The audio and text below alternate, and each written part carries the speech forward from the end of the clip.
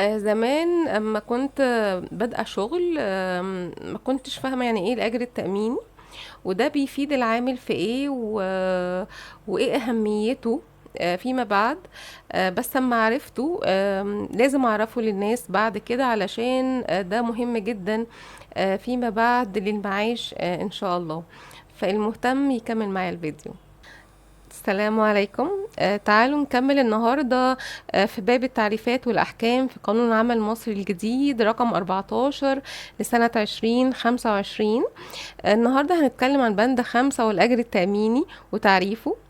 العمل المصري الجديد عرف لنا الأجر التأميني زي ما هو وارد في القانون التأمينات والمعاشات رقم 148 لسنة 2019. في الأجر التأميني بكل بساطة هو كل أجر نقدي بيحصل عليه العامل، سواء أساسي أو متغير، زي العلاوات والبدلات وغيره، بعد خصم 30% بحد أقصى من البدلات العينية، زي بدل الانتقال وبدل الملبس وبدل السكن.